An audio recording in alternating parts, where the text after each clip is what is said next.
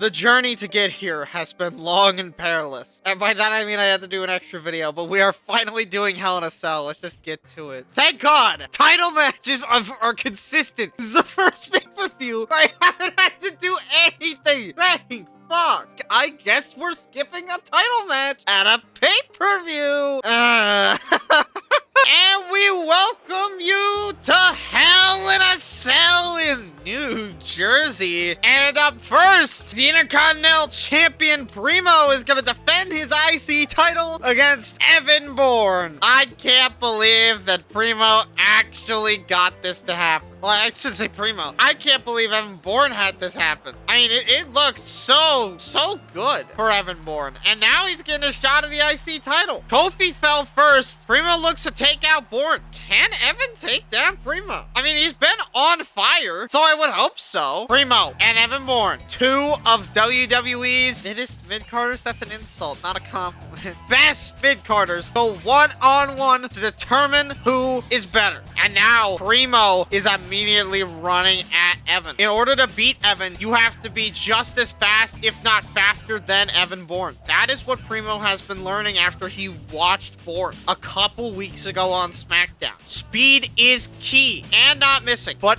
mostly speed. If you can make it to where Evan Bourne can't get in any offense, there will be no need for Evan to worry about the speed of Evan's offense. It's a very simple equation, but that doesn't mean that it is impossible for Evan to get something in. You just have to be ready to counter it when it does appear. And ignore that artifacting. That two moonsault off of the middle rope, and Primo is really taking this advice to heart. And another moonsault. What is going on? And immediately sending him into the ropes, and now just, what is he doing?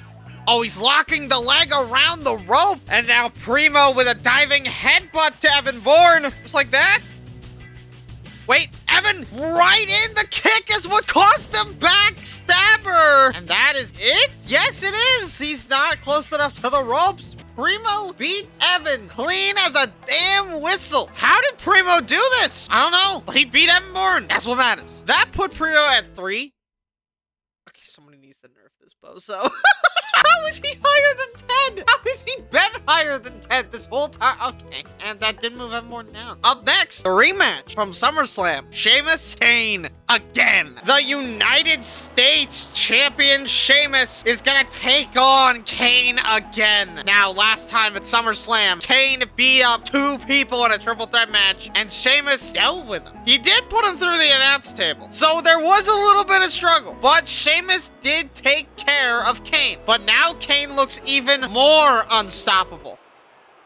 Just like this game when it crashed. And Kane now sits, but wait, Sheamus isn't in, wait a minute, Kane is getting attacked by Sheamus. What the fuck? Now Sheamus perfectly scouting his opponent. Kane isn't gonna go down that easily, but Sheamus grabbed the arm. And now Kane is gonna have to fight Sheamus tooth and nail to get this one back in. How will Kane survive? How will Kane survive? He's a fucking demon. Do I need to answer that question? And Kane is just following it up every attack. What is happening in this arena? Right into the turnbuckle. And now Kane, what, on the top rope? And that is a flying clothesline. What the hell? Kane never does that. Kane is pulling out all the stops against Sheamus to make sure that he can beat him and leave no doubt that he's the one that defeated Sheamus. But Sheamus is not gonna take it lightly. He's beaten Kane before. There is no reason that he can't do it again. Power slam fail by Kane. I think really what matters here is if Sheamus is okay with losing to someone he's already beaten. Because the reality of the situation is Kane looks more dominant than ever. And I don't think it's gonna be too far-fetched to say that if Kane doesn't beat Sheamus tonight, Kane will just keep coming back again and again until eventually he beats Sheamus.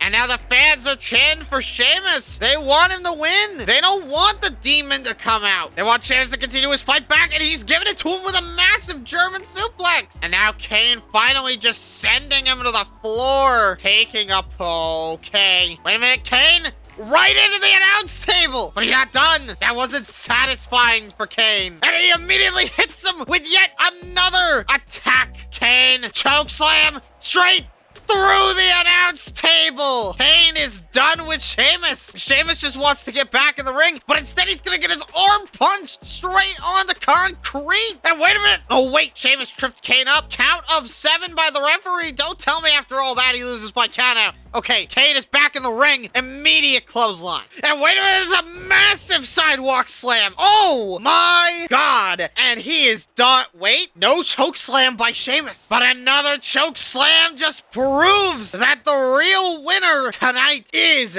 Kane. 1, 2, Kane beats Sheamus. We have a new United States champion at Hell in a Cell. After fighting Sheamus not once, but twice, Kane has successfully beaten Sheamus for the US title, but Sheamus will be back, and it will be sooner rather than later. That made Sheamus and Kane enemies, and Kane is now the US champ. That moved Kane above The Miz. That moved Sheamus down, and it moved Gallows way the fuck down for some reason. I do like this set of opponents that Kane has. I don't know why Jackson is 9.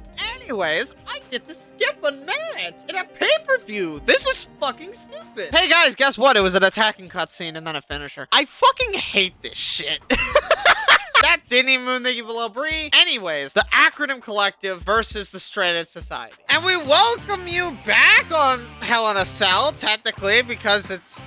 I don't know, I guess the women's match just didn't get aired based on what I said. And it's the Acronym Collective versus the Straight Edge Society. Now, the thing is, this is a Tag Falls Count Anywhere match. I know, so spicy. It really makes you think of Hell in a Cell is a great pay-per-view, doesn't it? I mean, 3 one-on-one matches, 2 Hell in a Cells, and then just a Tag Falls Count Anywhere. It's not like this pay-per-view is literally supposed to be hell, so why the fuck are we just having normal stipulation? Guys, come on, am I the only one here that thinks of good ideas? And then you have Mark Henry's tag team partner, MVP. I'm shocked these two don't come out together, but then again, when they have these titles, I don't think they will in the first place. And then you have their opponents, the Straight Edge Society. And these two, I just realized that CM Punk has no eyes. Thumbnail, anybody? Man, I love this gimmick for the thumbnails. Just random guy, has no eyes, has no teeth. Sure, fuck it. At least when it was Cody, it was funny. And now Mark Henry immediately starts pushing down Punk. And CM Punk has an advantage over the other two, but Luke Gallows does not have that same level of affairs as the other two in this match. So I will be interested to see if Luke Gallows ends up being the one that takes the blame for the loss tonight. But it seems that Luke Gallows is putting up some sort of a fight against MVP and a massive headbutt to the head. And, ooh, MVP. Hold on. MVP's actually got the moves. And now, wait, they've swapped. Luke Gallows is in a bear hug. Wait a minute. Punk's pushing off MVP to go save his buddy. Hit the ref for the process. But Mark Henry catches the leg of Luke Gallows, but it's not enough. And now Punk is just beating the shit out of MVP. Now, wait a minute. Mark Henry, wait, on the chair? On the chair! Wait a minute, MVP! Gotta keep Punk busy, and he does! And that's it! All it took was one World's Strongest Slam of the chair to Luke Gallows, and it's done! The Straight Edge Society must be absolutely fuming. First Airborne, now the Acronym Collective? What the fuck is that? Split up? I think you'd be better split up. That moved Luke Gallows down even further. He went from 2 to 6. That sucks. They're still together somehow. I don't know how. They are shockingly still friends. Okay, you know what? Anyways, it's Shawn Michaels versus Oh, good fucking luck, Punk. And CM Punk is already in the ring. And Shawn Michaels, the WWE champion, is gonna fight him inside Hell in a Cell. This is not good for Punk. He may not have taken that World's Strongest Slam on the chair, but he still took some damage. He's not at 100% for this WWE title match. How would Michaels lose? Because I don't know how Punk wins in this situation. Because...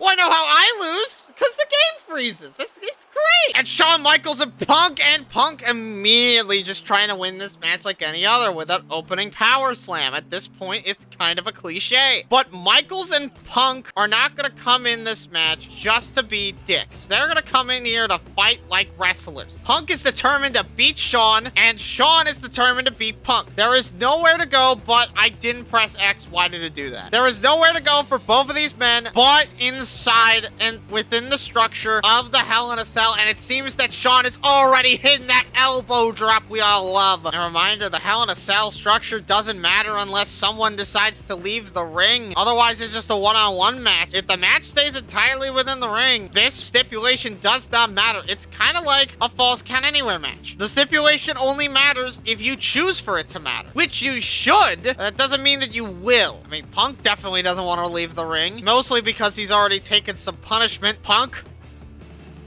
And now Punk just DDTing Shawn. I don't know what the fuck that happened like that. Wait a minute. Punk finally... What?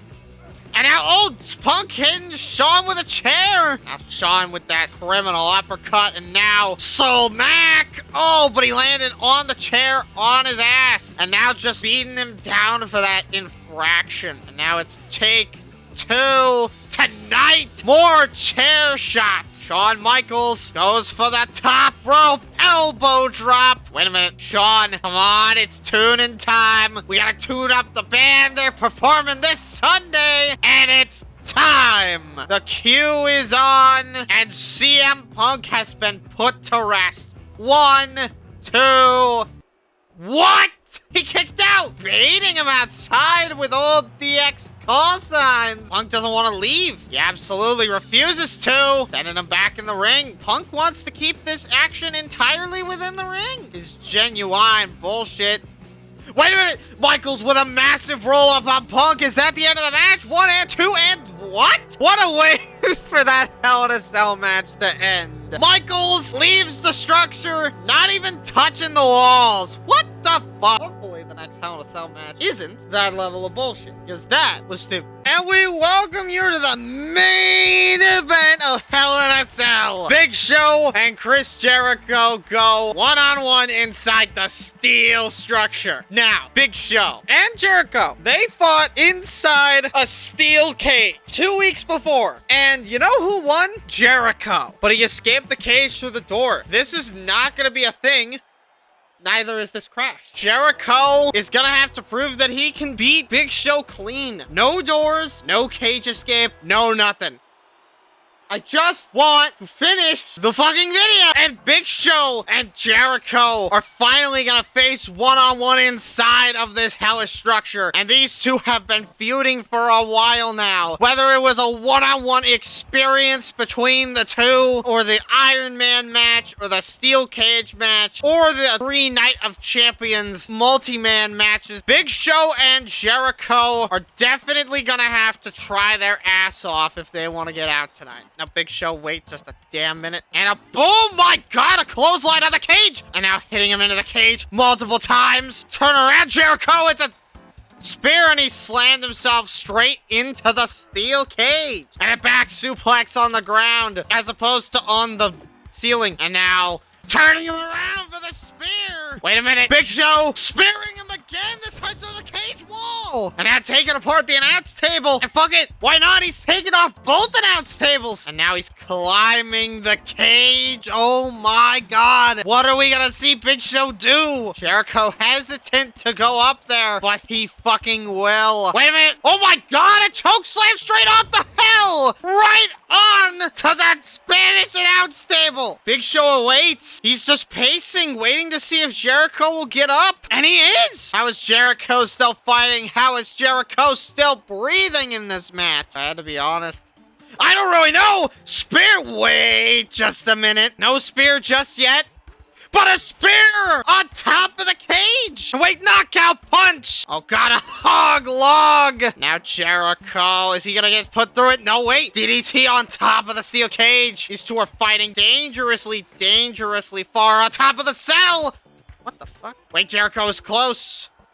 He gets speared off, but he doesn't. Somehow, he avoids getting speared off. And wait, there it goes. Knockout punch. But Jericho is still going. How is he still going? And there he goes. He's through. Through the cage. Big Show goes for the cover. 1, 2. Oh my God, he's still up. This match is only gonna end one way. You gotta knock him the fuck out. And that's a spear in the ring. And that is a massive knockout punch by the Big Show. And that is it. Count it. 1, 2. Big Big Show beats Jericho in another dominating affair. That is it for this pay-per-view. That made Big Show and Jericho enemies a fucking again. I swear this happens at least once a week. That's it. See you next time. Fuck. What a good pay-per-view.